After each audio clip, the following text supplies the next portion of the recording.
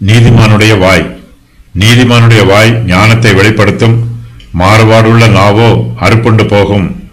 நீதிமான்களுடைய உதடுகள் பிரியமானவைகளை பேச அறியும், துன்மார்க்கருடைய வாயோ மாறுபாடுள்ளது.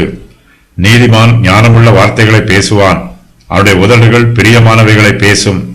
நீதிமானுடைய இருதயத்தில் நீதியும் ஞானமும் பரிசுத்தமும் நிரம்பி இருக்கும். இருதயத்தின் நிறைவினால் வாய் பேசும், அவனுடைய நாவும் வாயும் உதடுகளும் பரிசுத்தமாயிருக்கும். நீதிமானுடைய வாய் ஞானத்தை வெளிப்படுத்துகிறது, துன்மார்க்கனுடைய வாயோ மாறுபாடு உள்ளது. அது அநீதியையும் அசுத்தத்தையும் பாவத்தையும் அக்கிரமத்தையும் வெளிப்படுத்துகிறது. துன்மார்க்கனிடத்தில் நீதியும் ஞானமும் இல்லை.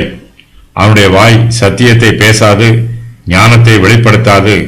நீதிமான் ஞானத்தை வெளிப்படுத்தும் போது அது அநேகருக்கு பிரயோஜனம் உள்ளதாய் இருக்கும்.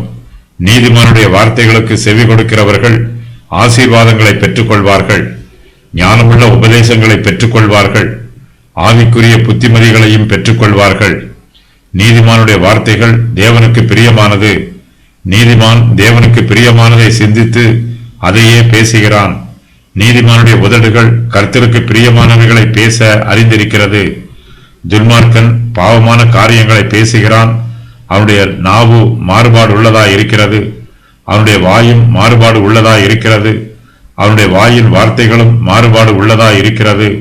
அவனால் கர்த்தருக்கு பிரியமானதை பேசவும் முடியாது, அதை பேசவும் தெரியாது. மாறுபாடுள்ள நாவு அழிந்து போகும், அது அறுப்புண்டு போகும்.